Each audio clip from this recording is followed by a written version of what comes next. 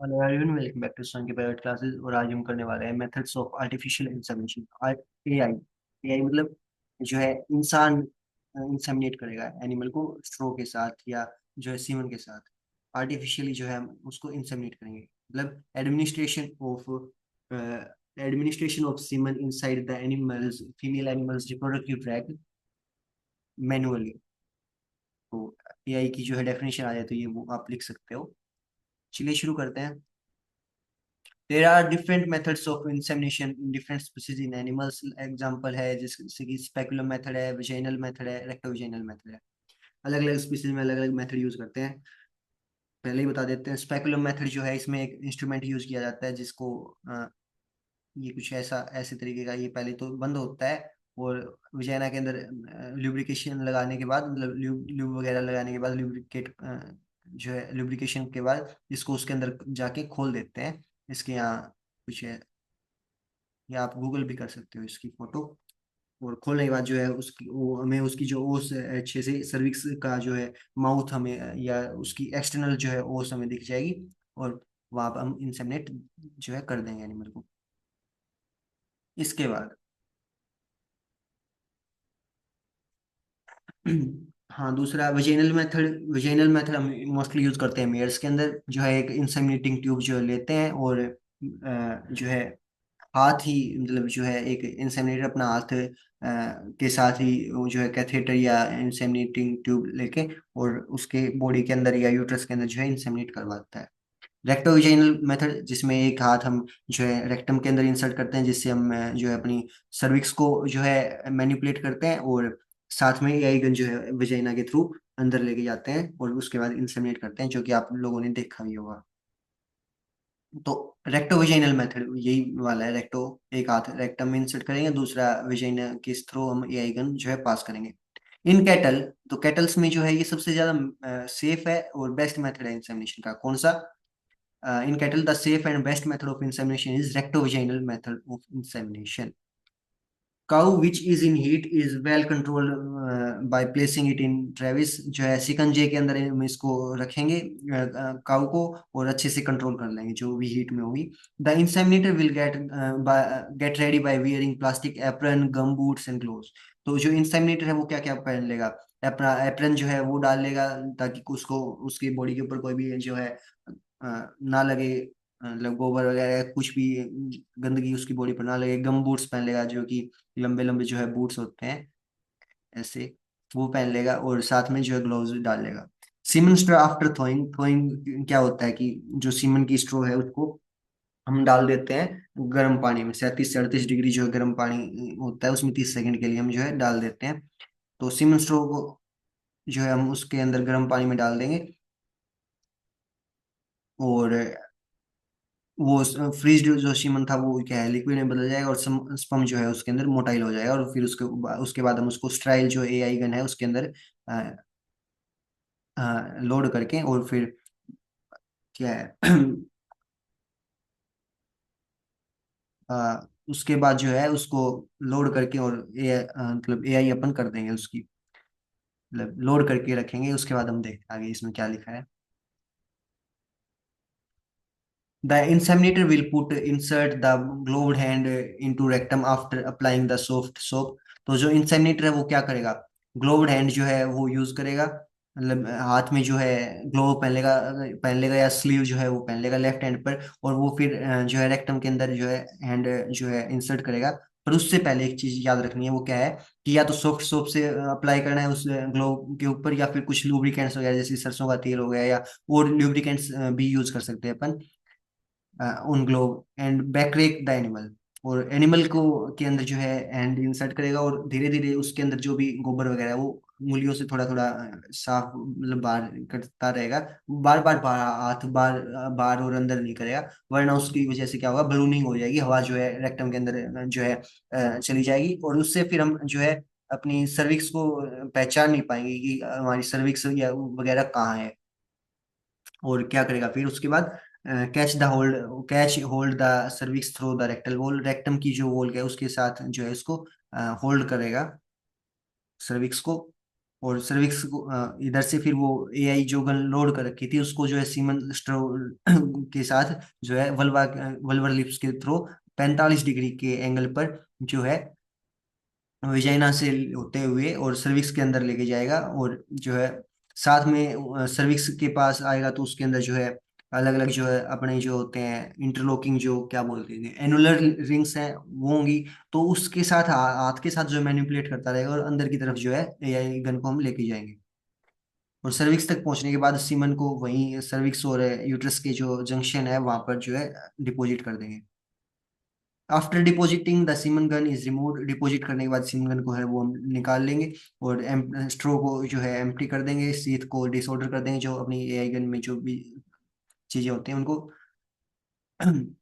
Disorder कर देंगे।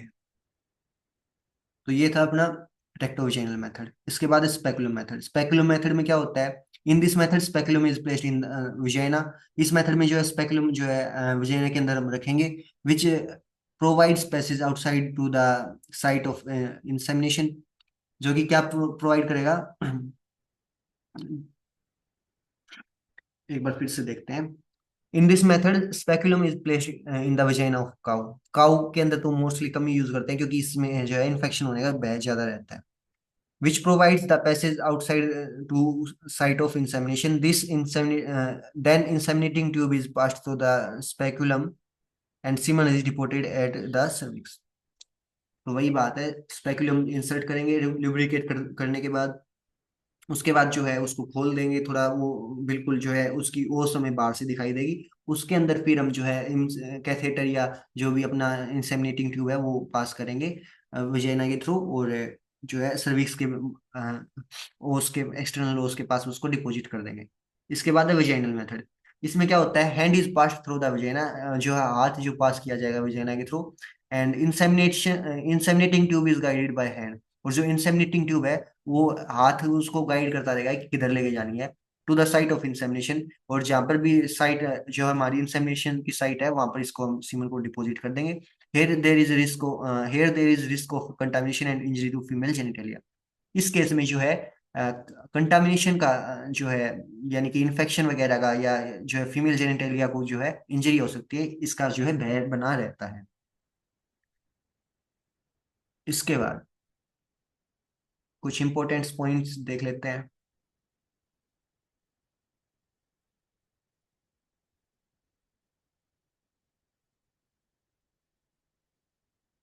ये हमने जो है आरडी में करवा दिया है एक बार तो जल्दी जल्दी करेंगे, जो मेन मेन बातें हैं वो बता देंगे। जो पहला वोटर बैग है उसे ट्रू जो है सॉरी जो पहला वोटर बैग आता है उसे कोरियो एलेंटोइक मेम्ब्रेन का बना होता है या एलेंटोइक सैक भी बोलते हैं। सेकंड वोटर बैग है वो ट्रू वोटर बैग होगा, उसको एमनियोटिक मेम्ब्रेन या एमनियोटिक सैक बोलते हैं। जो एनिमल एक बार में एक बच्चे को जन्म देगा उसे हम मोनोटोकस बोलेंगे, जैसे कि कैटल मेयर शिप गोट, ये मोनोटोकस है। जो एक साथ एक से ज्यादा जो है एनिमल्स को बर्थ दे उसको बोलेंगे पॉलीटोकस, जैसे कि डॉग कैट्स, ये सब है पॉलीटोकस। जिसने पहले ही बहुत सारे बच्चों को एक बार एक से ज्यादा बार जो है जन्म दे रखा उस एनिमल को बोलेंगे प्लूरीपेरस। और जो एक बार जिसने अभी तक एक ही बार जो है एनिमल को एक बच्चे को जन्म दिया उसे बोलेंगे हम यूनिपेरस। एक बार में एक ही बच्चे को जो जन्म दे उसको बोलेंगे यूनिपेरस।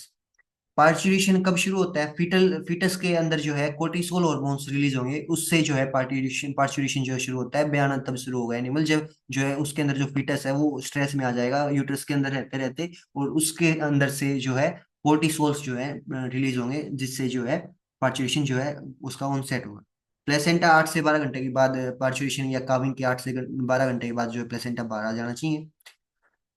नॉन प्रेग्नेंट एनिमल के अंदर ये इंपॉर्टेंट चीज है, नॉन प्रेग्नेंट एनिमल के अंदर उसको कॉर्पस ल्यूटियम को बोलेंगे कॉर्पस ल्यूटियम स्परियम, और प्रेग्नेंट एनिमल के अंदर इसको बोलेंगे कॉर्पस ल्यूटियम वेरम।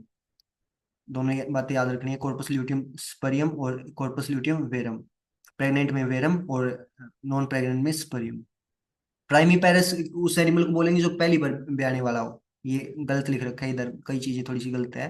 प्राइमी पैरस जो है पहली बार ब्याएगा, जिसने आज तक पहले काविंग नहीं की वो पहली बार ब्याएगा। प्लूरीपेरस जो है उसको बोलेंगे जो पहले कई बार जो है ब्याह लिया हो। बाकी कुछ चीजें इसमें है नहीं काम की।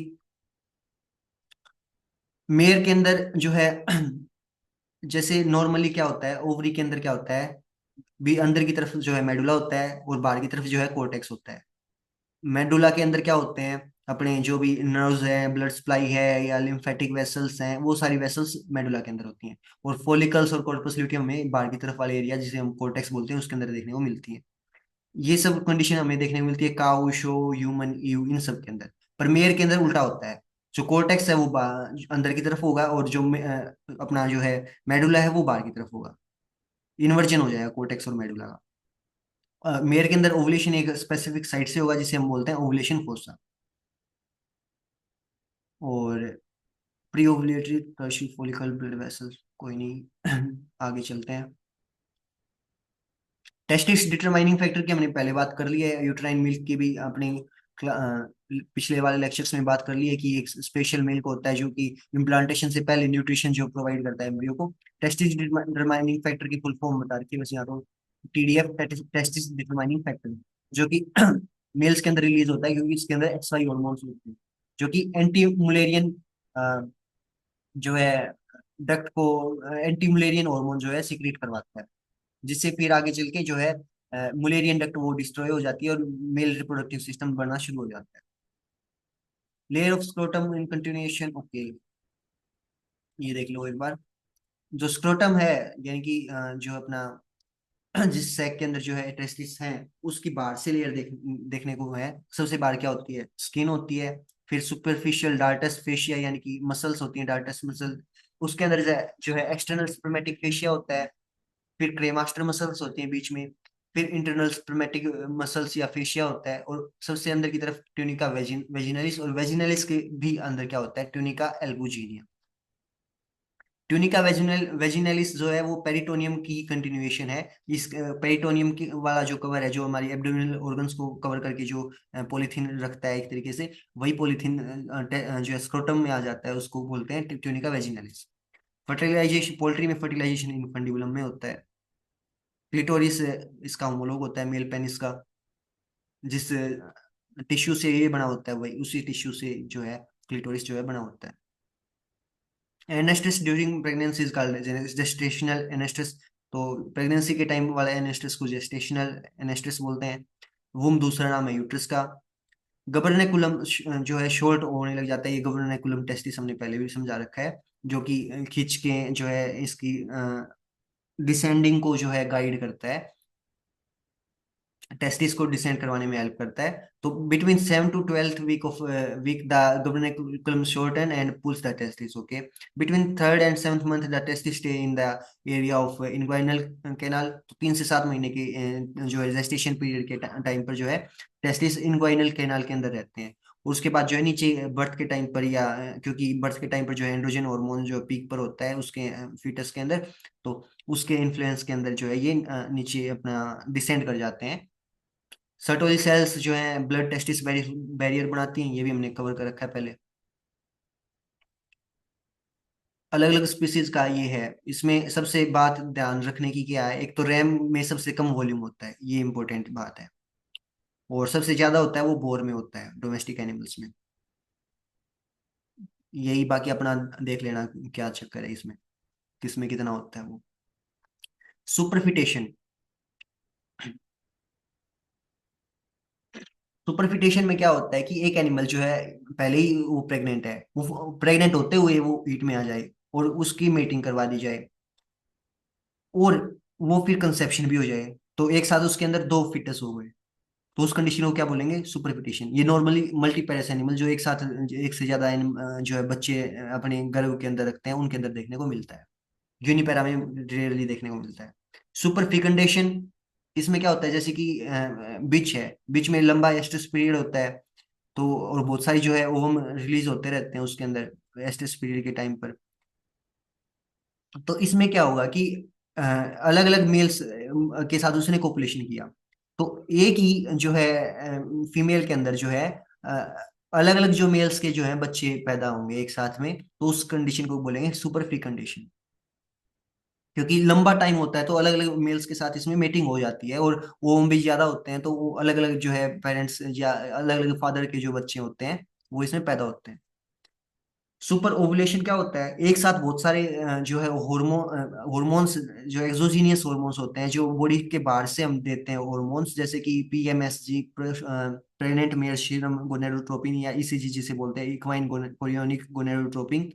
इस हार्मोन को देखकर जो हम एक साथ बहुत सारे जो है ओवम का ओवुलेशन करवा ले, तो उस कंडीशन को बोलते हैं सुपर ओवुलेशन।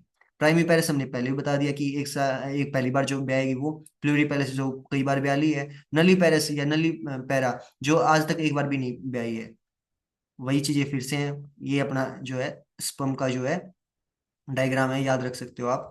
सबसे ऊपर जो है एक्रोसोम होगा, इसके अंदर क्या होगा? हायालुरिनिडेज जैसे एंजाइम्स होंगे। इसके बाहर क्या होगा? पूरी की पूरी के बाहर प्लाज्मा मेम्ब्रेन होगा। बीच में जो है हेड में जो है न्यूक्लियस होंगे, जिसमें क्रोमोसोमल मटेरियल होगा। यहाँ ये नेक है, और फिर जो है मिडल पीस आ गया। मिडल पीस में जो है माइटोकॉन्ड्रिया है, जो कि एनर्जी प्रोवाइड करेंगे इसके टेल की मूवमेंट के लिए। पीछे है टेल। और ये था अपना एआई का सिलेबस, जो हमने आज सक्सेसफुली पूरा कर लिया है। Stay connected and bye.